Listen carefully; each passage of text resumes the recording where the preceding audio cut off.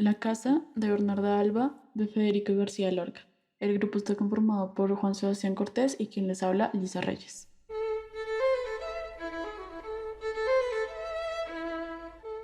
Federico García Lorca nació el 5 de junio de 1898 en Fuente Vaqueros, España, y murió en Granada en 1936. Fue un poeta y dramaturgo español perteneciente a la generación del 27. Gran parte de su carrera estuvo enfocada hacia la poesía, sin embargo, en sus últimos años de vida se dedicó a escribir teatro, en el que emplea rasgos líricos, míticos y simbólicos. En su teatro, lo visual es tan importante como el lingüístico y predomina siempre el dramatismo. Dentro de sus obras más reconocidas están Bodas de Sangre, Poeta en New York, Yerma, Poeta del Cante Hondo, así que pasen 5 años, El Público y La Casa de Bernarda Alba, la cual explicaremos a continuación. La Casa de Bernarda Alba fue escrita por Federico García Lorca en el año 1936 y publicada 9 años después, en 1945. Es una obra de teatro distribuida en 3 actos. La historia cuenta cómo es la situación en la casa de Bernarda Alba, quien acaba de perder a su marido, y es madre de 5 hijas. Diré las edades de cada una porque es muy importante dentro del desarrollo de la historia.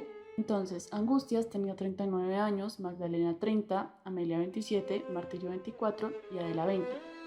En su casa viven junto con la Poncia, la criada que lleva mucho más tiempo en la casa, María Josefa, quien es la madre de Bernarda, y 2 criadas más.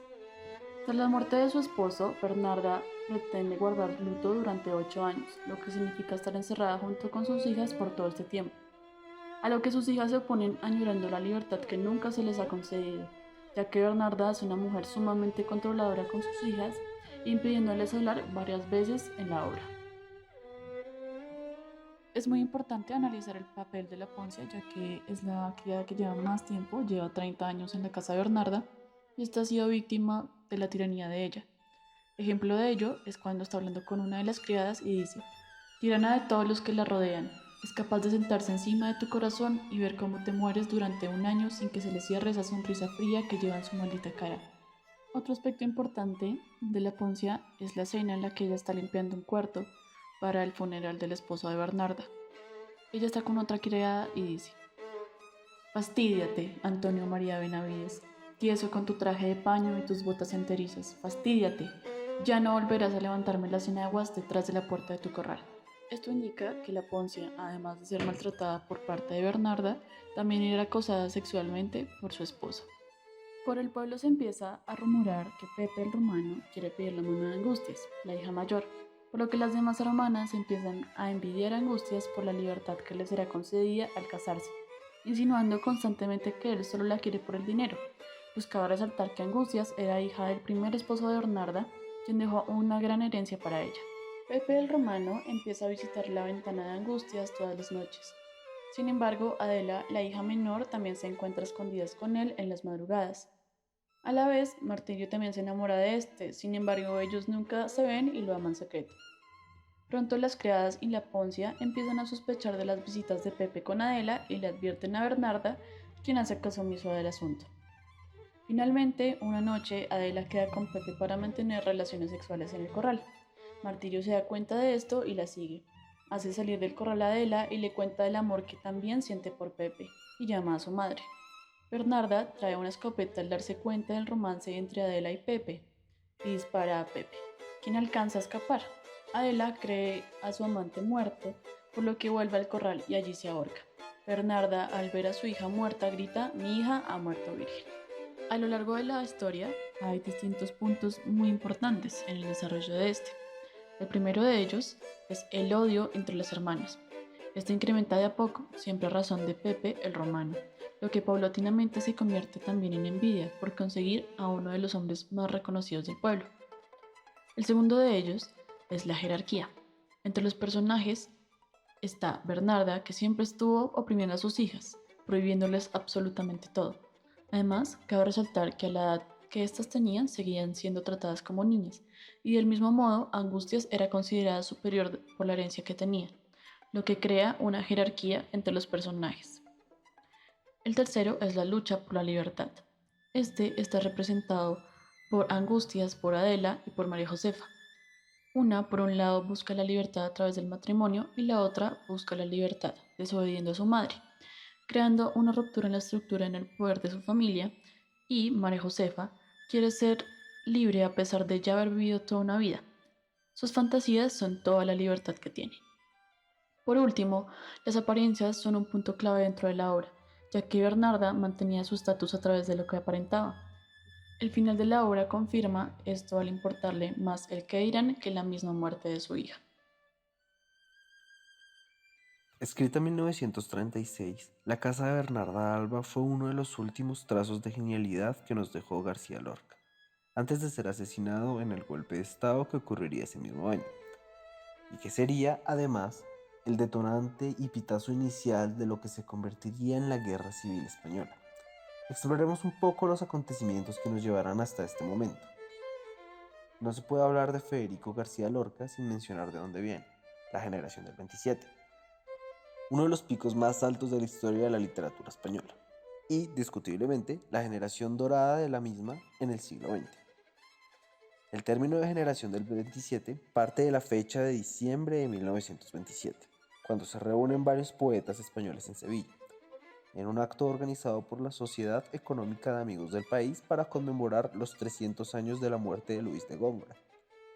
Esta reunión serviría como origen a lo que hoy es conocido como la generación, y en la que se incluyen escritores tan destacados como Jorge Guillén, Pedro Salinas, Rafael Alberti, Dámaso Alonso, Gerardo Diego, Luis Cernuda, Emilio Prados y, entre otros, además de, obviamente, Federico García Lorca. Como dato curioso, no todos los estudiosos reconocen en el concepto de generación a la generación del 27, por no cumplir todos los criterios establecidos por el historiador Julius Peterson. Aspectos tales como fechas de nacimiento próximas, formación educativa semejante, buenas relaciones entre ellos, hechos históricos generacionales, ideas comunes, lenguaje generacional, presencia de un guía ideológico y anquilosamente de la generación anterior. Algunos han propuesto un cambio de nombre como generación de la dictadura, generación Guillén Lorca, generación de 1925, generación de las vanguardias o incluso generación de la amistad. Sin embargo, el monto de generación del 27 es un término muy admitido por comodidad y costumbre. Este grupo se caracteriza por fundir las formas de la poesía tradicional, neopopularismo, con los movimientos de vanguardia, por tratar los mismos temas de una manera similar, la muerte en sentido trágico, el amor como fuerza que da sentido a la vida, preocupaciones sociales como la injusticia, la miseria, entre otros, o también por el uso de la metáfora y la imagen. Volviendo a la vida de Lorca, se puede decir que la etapa entre 1924 y 1927 fue el momento en que el escritor llegó a su madurez como poeta. Sin embargo, también es en esta época cuando Federico García Lorca vive, según sus propias palabras, una de las crisis más hondas de su vida. A pesar de que sus obras Canciones y Primer romancero gitano, publicadas en 1927 y 1928 respectivamente, estaban gozando de gran éxito crítico y popular, esta crisis fue provocada por varios acontecimientos en su vida. Por un lado, con el éxito del romancero gitano, comenzó a verse a Lorca como costumbrista, defensor de los gitanos, ligado al folclore andaluz y a sus costumbres. Este se quejaba en una carta a Jorge Guillén diciendo: "Me va molestando un poco mi mito de gitanería. Los gitanos son un tema, y nada más. Yo podía ser el mismo poeta de agujas de coser o de países hidráulicos. Además, el gitanismo me da un tono de incultura, de falta de educación y de poeta salvaje que tú sabes bien que no soy. No quiero que me encasillen, siento que me va echando cadenas". Y por otro lado, se separó de Emilio Aladrén, un escultor con el que había mantenido una intensa relación afectiva. Además, esta crisis debió agravarse cuando Lorca recibió las duras críticas de Dalí y de Luis Buñuel sobre el romancero gitano. A pesar de esto, Lorca siguió trabajando y comenzando nuevos proyectos, como la revista Gallo, de la que solo se publicaron 2 números, o La Hora de Amor de Don Perlimpín, con Belisa en su jardín, la cual intentó estrenar en 1929, pero fue prohibida por la censura de la dictadura de Primo de Rivera. En 1936, Colombia y México, cuyos embajadores previeron que el poeta pudiera ser víctima de un atentado debido a su puesto de funcionario de la República, le ofrecieron el exilio, pero Lorca rechazó las ofertas. Se dirigió a la Huerta de San Vicente para reunirse con su familia. Llegó allí el 14 de julio de 1936, 3 días antes de que estallara en Melilla la sublevación militar contra la República, que dio lugar a la Guerra Civil. Inicialmente, la situación en la capital granadina fue tranquila y no hubo ningún incidente. Sin embargo, el día 20, la guarnición militar de la ciudad se sublevó. y en poco tiempo el centro de Granada estaba en poder de las fuerzas sublevadas. El cuñado de Federico y alcalde de la ciudad, Manuel Fernández Montesinos, fue arrestado en su despacho del ayuntamiento. Sería fusilado un mes más tarde. El 23 de abril de 2015 se hizo público un informe policial fechado del 9 de julio de 1965, basado en una investigación realizada ese mismo año que corroboraba la ejecución de Lorca por las autoridades franquistas. En el informe se le acusaba de socialista, amigo de Fernando de los Ríos y masón, perteneciente a la logia Alhambra, en la que adoptó el nombre simbólico de Homero, y le atribuían prácticas de homosexualismo y aberración. También afirma que fue condenado a muerte tras haber confesado, aunque no especifica que habría confesado. El informe fue redactado por la Tercera Brigada Regional de Investigación Social de la Jefatura Superior de la Policía de Granada, a petición de la hispanista francesa Marcel Auclair. Aunque nunca obtuvo respuesta, ya que el informe fue ocultado por la dictadura franquista. La existencia de dicho informe fue mencionada por primera vez por el periodista falangista Eduardo Molina Fajardo en su libro póstumo, Los últimos días de García Lorca. Según Gibson, es evidente que Molina Fajardo había tenido acceso al informe policial. La casa de Bernarda Alba, a pesar de ser escrita a principios de 1936, no pudo ser estrenada ni publicada hasta 1945, como obra póstuma, en Buenos Aires y gracias a la iniciativa de Margarita Xirgu. Como mencionamos previamente, fue una de las últimas obras de grandeza que nos dejó Federico García Lorca antes de ser asesinado. Y como muestra de la gran influencia que tuvo esta obra, mencionamos algunas de las presentaciones que tuvo en España, como son desde 1950 hasta más reciente en el 2010, ha pasado por el Teatro Zorrilla de Valladolid, el Teatro Español en Madrid, el Teatro María Guerrero en 2 temporadas, también en Madrid, con intérpretes tan destacados como María Alfonsa Rosso como Bernarda o Julieta Serrano como Poncia.